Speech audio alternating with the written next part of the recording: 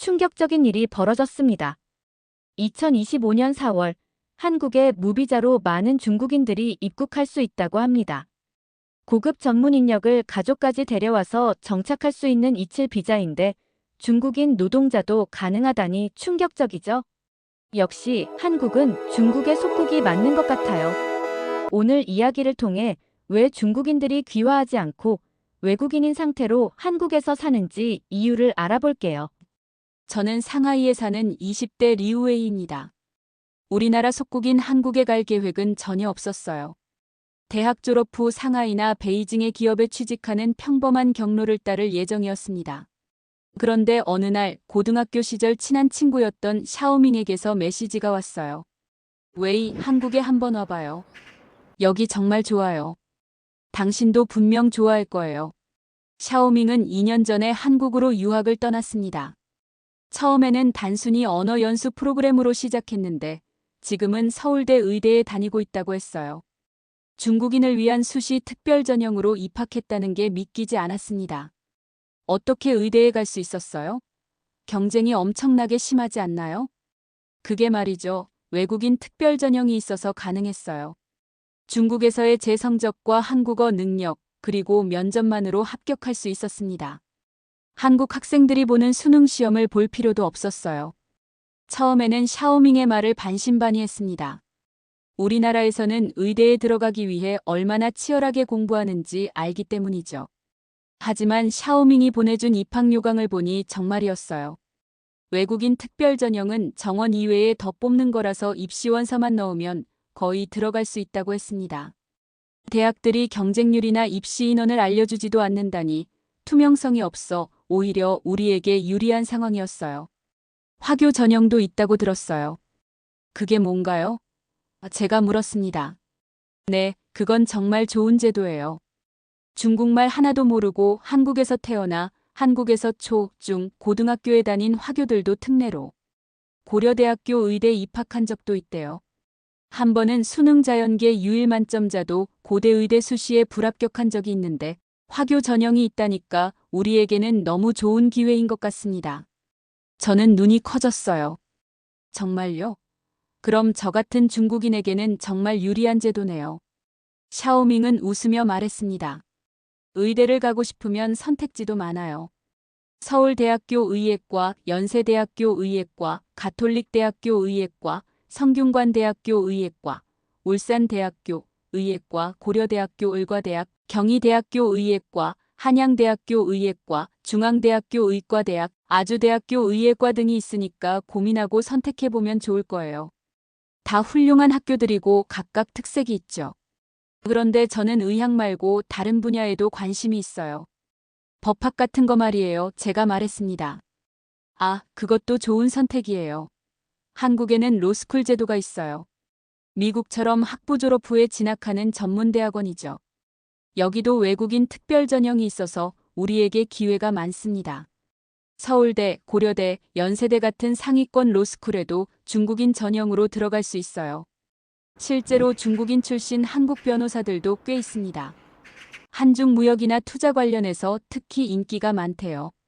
샤오밍의 말을 들으면서 머릿속에 새로운 가능성이 열리는 것 같았어요. 한국이라는 나라에 대해서 생각해 본 적은 있지만 이렇게 많은 기회가 있을 줄은 몰랐습니다. 무엇보다 샤오밍은 행복해 보였어요. 그의 SNS 사진들을 보면 서울의 현대적인 건물들, 깨끗한 거리, 그리고 다양한 문화 경험이 담겨 있었죠. 부모님께 한국 유학에 대해 이야기를 꺼냈습니다. 처음에는 걱정하셨지만 샤오밍의 부모님과 통화한 후에는 마음이 바뀌셨어요. 특히 장학금 제도를 듣고 관심을 보이셨습니다. 성적 2.5만 넘으면 성적 장학금을 받을 수 있고 과제하고 출석만 성실하게 하면 장학금 전액을 받을 수도 있다는 이야기에 경제적 부담을 덜 수 있을 것 같았어요. 한 달 후 저는 한국행 비행기 표를 예매했습니다. 먼저 서울에서 일주일 동안 샤오밍과 지내면서 대학들을 둘러보기로 했어요. 비행기 안에서 한국어 공부를 하면서 앞으로의 새로운 생활에 대한 기대감에 들떠 있었습니다. 창밖으로 보이는 넓은 하늘처럼 제 미래도 넓고 밝게 펼쳐질 것 같았어요. 제2장 한국 유학 생활의 시작. 인천국제공항에 도착하자마자 샤오밍이 마중을 나와 있었습니다. 우리는 공항 철도를 타고 서울 시내로 향했어요. 창문 밖으로 보이는 서울의 모습은 상하이와는 또 다른 느낌이었습니다. 높은 빌딩들 사이로 산들이 보이고 한강이 도시를 가로지르고 있었어요. 일단 제가 사는 곳에서 지내다가 대학에 합격하면 기숙사에 들어가면 돼요. 외국인 학생은 기숙사 우선 이용이 가능합니다. 한국 학생들은 경쟁이 심해서 많이 떨어진다는데 우리는 거의 확실하게 들어갈 수 있죠. 샤오밍의 집은 대학가 근처의 깔끔한 원룸이었어요. 그는 이미 2년째 한국에서 살면서 한국어도 꽤 유창하게 구사했습니다. 다음 날부터 우리는 서울의 대학들을 돌아다니기 시작했어요. 서울대학교는 규모가 정말 컸습니다. 넓은 캠퍼스에 현대식 건물들과 아름다운 자연 환경이 어우러져 있었어요. 의과대학은 특히 인상적이었죠. 최신 시설을 갖춘 실험실과 연구실을 둘러보며 이곳에서 공부하게 된다면 정말 좋을 것 같다는 생각이 들었습니다. 일반적으로 우리나라 학생들은 의대에 들어가는 게 하늘의 별 따기라고 하지만 외국인 특별 전형으로는 정말 쉬워요. 그리고 일단 들어가면 그 다음은 의외로 괜찮습니다. 우리는 정원외로 특별 전형으로 들어가니까 한국 학생들처럼 경쟁이 심하지 않아요. 그리고 수업을 포기하지 않고 따라가기만 하면 대부분 의사 자격증은 따게 되어 있죠. 시험 봐도 합격률이 94%나 됩니다. 그렇게 높나요? 우리나라는 훨씬 어려운데요. 여기는 독특한 시스템이 있어요. 선발대라고 해서 공부 잘하는 학생들이 시험을 미리 보고 그 내용을 외워서 후발대에게 문제를 그대로 넘겨주는 방식이 있거든요. 게다가 족보라는 것도 있는데 선배들이 예전 시험 문제와 답안을 모아둔 자료집이 있어서 그걸 보면 거의 시험 문제가 예측 가능합니다. 교수들이 매년 비슷한 문제를 내거든요. 이런 건 교수들도 다 알고 있는 공공연한 비밀이죠. 그러니까 열심히 하기만 하면 의사 되는 건 크게 어렵지 않아요. 샤오밍의 설명을 들으며 놀라웠습니다. 중국 대학의 시험 제도와는 많이 달랐어요. 다음 날에는 연세대학교와 고려대학교를 방문했습니다. 둘 다 아름다운 캠퍼스와 우수한 시설을 갖추고 있었어요. 특히 고려대학교의 법학전문대학원 로스쿨에 관심이 갔죠. 입학 상담 담당자가 외국인 특별 전형에 대해 친절히 설명해 주었는데 생각보다 훨씬 진입 장벽이 낮았습니다. 3개월 후 저는 한국어 능력시험 TOPIK를 준비하고 필요한 서류를 준비했어요. 샤오밍이 추천해준 대로 여러 대학에 지원서를 제출했고 놀랍게도 제가 지원한 모든 대학에서 합격 통지를 받았습니다. 최종적으로 저는 고려대학교 법학과에 진학하기로 했어요. 학부를 마친 후 로스쿨에 진학할 계획이었죠. 입학 후 기숙사 신청도 쉽게 되었습니다. 샤오밍의 말대로 외국인 학생은 우선권이 있어서 한국 학생들보다 훨씬 쉽게 방을 배정받았어요. 기숙사는 깨끗하고 시설도 좋았습니다. 2인 1실이었지만 개인 공간이 잘 보장되어 있었고 공용시설도 잘 갖춰져 있었어요. 장학금 신청도 잊지 마세요. 외국인 학생을 위한 특별 장학금이 있어요. 한국 학생들은 훨씬 높은 성적을 유지해야 하는데 우리는 2.5만 넘으면 됩니다. 게다가 정부와 재단에서 지원하는 장학금도 있으니 알아보면 좋을 거예요. 샤오밍의 조언대로 장학금을 신청했고 외국인 우수 학생 전형으로 첫 학기부터 등록금 전액을 장학금으로 받게 되었습니다. 부모님의 경제적 부담이 완전히 사라진 것이죠. 이렇게 해서 제 한국 대학 생활이 시작되었어요. 처음에는 언어 장벽 때문에 수업을 따라가기 어려울 때도 있었지만 외국인 학생을 위한 특별지도 프로그램과 한국인 도우미 학생의 도움으로 점차 적응해 나갔습니다. 중국인 선배들이 알려준 족보는 정말 도움이 많이 되었어요. 예전 시험 문제와 답을 미리 공부해두니 실제 시험에서 비슷한 문제가 나왔을 때 쉽게 풀 수 있었죠. 한 학기가 지나자 한국 대학 생활에 완전히 적응했고 성적도 3.8이라는 좋은 결과를 얻었습니다. 이제 저는 한국에서의 새로운 삶에 점점 더 기대를 가지게 되었어요. 제3장 의외의 혜택들. 대학 생활 2년 차가 되자 저는 한국에서 중국인으로 살아가는 것의 다양한 혜택들을 더 깊이 알게 되었습니다. 어느 날 국제학생회 모임에서 만난 왕리, 린샤, 진페이 등 다른 중국인 유학생들과 이야기를 나누면서 많은 정보를 공유했어요. 한국 정부에서 지원하는 의료 혜택 아세요? 외국인 유학생도 국민건강보험에 가입할 수 있고 의료비 지원도 받을 수 있어요. 저는 지난달에 감기로 병원에 갔는데 거의 돈을 안 냈습니다. 왕리가 말했어요. 린샤는 덧붙였죠. 맞아요. 게다가 예방접종도 무료로 받을 수 있어요. 자궁경부암 예방접종 같은 것도 지원해준대요. 한국 학생들과 거의 동등한 의료 혜택을 받을 수 있습니다. 그들의 말을 듣고 놀라웠어요. 저도 건강검진을 받아봐야겠다는 생각이 들었습니다. 졸업 후의 진로에 대해서도 이야기를 나눴어요. 진페이는 이미 졸업을 앞두고 있었는데 취업 준비를 하면서 알게 된 많은 정보를 공유해 주었습니다. 취업할 때도 외국인을 위한 특별 채용이 있어요. 특히 한중 무역 관련 기업이나 다국적 기업에서는 우리 같은 중국인 유학생을 선호합니다. 언어 능력이 있으니까요. 공무원 시험에도 다문화 전형이 있어서 일반 전형보다 쉽게 합격할 수 있대요. 주거 문제는 어떻게 해결할 건가요? 제가 물었습니다. 그것도 걱정하지 마세요. 졸업하고 나서도 주거 혜택이 정말 좋아요. 외국인 전문 인력을 위한 임대주택 우선 공급 제도가 있어서 취업하면 좋은 위치에 있는 아파트를 저렴하게 구할 수 있습니다. 일부 지역에서는 특별대출 프로그램도 있더라고요. 와, 그런 혜택까지 있나요? 네, 그리고 부동산 투자에서도 혜택이 있어요. 공공임대주택이나 공공분양에서 우선 배정을 받을 수 있고 부동산 대출 규제에서도 제외되는 경우가 많습니다. 심지어 양도세, 재산세, 취득세 지원까지 받을 수 있어요. 투기 지역에서도 부동산 투자가 가능하대요. 한국에 온 지 2년이 넘었지만 이런 정보는 처음 듣는 것들이 많았습니다. 중국인 커뮤니티를 통해 더 많은 정보를 얻기 시작했고 주말에는 대림동과 안산 같은 중국인이 많이 사는 지역을 방문했어요. 안산에 갔을 때는 정말 놀랐습니다. 거리에는 중국어 간판이 즐비했고 심지어 은행에서도 중국어 서비스를 제공했어요. 우리 은행 간판이 중국어로 되어 있는 것을 보고 웃음이 났죠. 마치 작은 중국 같았습니다. 그곳에서 만난 화교 가족들은 이미 몇 세대에 걸쳐 한국에서 살고 있었고 그들의 자녀들은 다문화 가정으로서 받는 교육 혜택에 대해 이야기해 주었어요. 우리 아이들은 국공립 어린이집에 우선 입소할 수 있어요.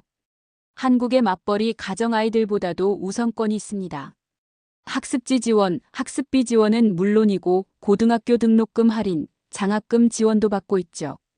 이 모든 이야기를 들으면서 한국에서 가정을 꾸리는 것도 좋은 선택이 될 수 있겠다는 생각이 들었어요. 저는 앞으로의 계획을 더 구체적으로 세우기 시작했습니다. 3학년이 되면서 한국어 실력이 많이 향상되었고 한국 친구들도 많이 사귀게 되었어요.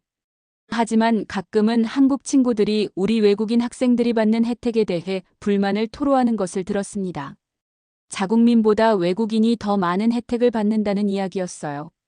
처음에는 불편한 마음이 들었지만 시간이 지나면서 이것이 한국의 국제화 정책의 일환이라는 것을 이해하게 되었습니다. 중국으로 돌아가야 할지 한국에 정착해야 할지 고민했지만 이렇게 많은 혜택이 있는 한국에서의 삶은 분명 매력적인 선택지였어요. 졸업이 다가오면서 저는 한국에서의 장기적인 미래를 진지하게 고려하기 시작했습니다. 제4장 새로운 삶의 시작. 대학 졸업 후 저는 서울의 한중 무역 컨설팅 회사에 취업했어요. 제 이중 언어 능력과 법학 지식이 높이 평가받았고 입사 1년 만에 주요 프로젝트를 맡게 되었습니다. 한국에서 일하면서도 중국 기업들과의 연결고리를 유지할 수 있어 경력 개발에 큰 도움이 되었어요. 취업과 함께 독립적인 생활을 시작하면서 주거 문제가 중요해졌습니다. 다행히도 외국인 전문 인력을 위한 임대주택 신청 자격이 되어 강남 근처의 좋은 아파트를 시중가보다 훨씬 저렴하게 임대할 수 있었어요. 한국인 친구들은 이런 위치의 집을 구하기 위해 몇 년을 기다려야 한다고 했지만 외국인 우선 배정 덕분에 저는 몇 개월 만에 입주할 수 있었죠. 당신 정말 운이 좋네요. 저는 같은 아파트 단지 청약을 넣었는데 떨어졌어요. 한국인 직장 동료 민준이가 말했습니다. 외국인 특별 공급이 있어서 그런 것 같아요. 미안합니다. 제가 조심스럽게 대답했어요. 아니에요. 당신 잘못이 아니죠. 시스템이 그렇게 되어 있으니까요. 근데 정말 부럽습니다. 직장에서의 성과가 인정받으면서 저는 점점 더 높은 직책으로 승진했어요. 3년 차가 되었을 때 회사는 저에게 한국 영주권 신청을 지원해 주었습니다. 영주권이 있으면 더 많은 혜택을 받을 수 있고 앞으로 한국에서 장기적으로 살 계획이었기에 기쁘게 수락했어요. 영주권을 받은 후 저는 부동산 투자에도 관심을 갖게 되었습니다. 외국인으로서 받을 수 있는 세금 혜택과 대출 규제 예외 덕분에 첫 번째 아파트를 구입할 수 있었어요. 한국인들은 여러 규제로 인해 집 마련이 어렵다고 했지만 외국인인 제게는 오히려 기회였죠. 어느 날 대학 시절 친구 샤오밍이 연락해 왔습니다.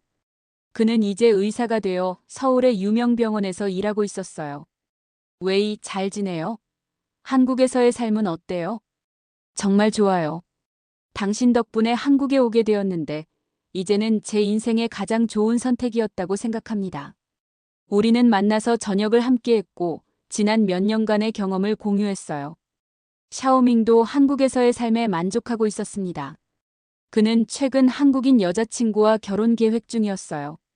결혼하면 다문화 가정으로 인정받아서 또 다른 혜택들이 있대요. 아이가 생기면 교육 지원도 많고요. 그가 말했습니다. 시간이 흐르면서 저도 한국인 여성 지수와 진지한 관계를 맺게 되었어요. 처음에 그녀의 부모님은 제가 중국인이라는 것에 약간의 거부감을 보였지만 시간이 지나며 그들도 저를 받아들이게 되었습니다. 우리는 2년 후에 결혼했고 다문화 가정으로서 한국에서의 새로운 삶을 시작했어요. 결혼 후 우리 부부는 더 넓은 집으로 이사하기로 했습니다. 다문화 가정주택 지원 프로그램을 통해 좋은 조건의 주택대출을 받을 수 있었어요. 아이가 태어난 후에는 국공립 어린이집에 우선 입소할 수 있었고 다양한 교육 지원 프로그램의 혜택도 받았죠. 이제 한국에 온 지 10년이 지났습니다. 저는 이곳에서 성공적인 커리어를 쌓았고 행복한 가정을 이루었어요. 중국의 친구들과 가족들은 종종 제게 한국 생활에 대해 물어보고 저는 기꺼이 제 경험과 한국 유학의 장점을 공유해 주었습니다. 덕분에 친구들 중 몇 명도 한국으로 유학을 오게 되었고 저는 그들의 정착을 도와주었어요. 한국과 중국 양국을 오가며 사업을 확장하기 시작했고 중국인 커뮤니티에서도 어느 정도 영향력을 가진 사람이 되었습니다.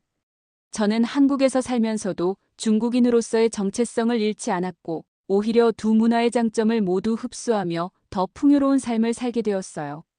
가끔은 한국 사회에서 외국인으로서 느끼는 어려움도 있지만 그보다 더 많은 기회와 혜택이 있었습니다. 저는 중국에 있는 친구들에게 자주 이야기해요. 한국은 중국인이 살기에 정말 좋은 나라예요.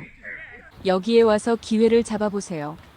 상속세도 없어서 상속세 있는 한국인들에 비해 부의 축적도 쉽습니다.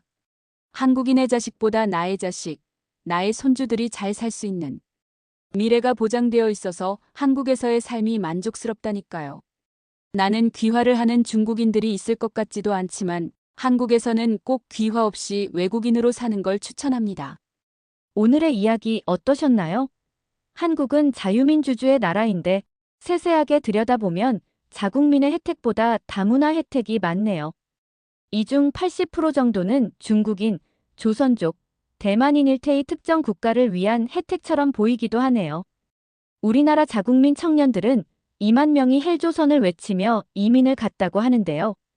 이 현실을 보면서 왜 아이를 둘이나 낳았는지 후회가 되기도 합니다. 제가 사랑하는 대한민국이 정상화되어서 자국민을 위한 나라가 되었으면 좋겠습니다.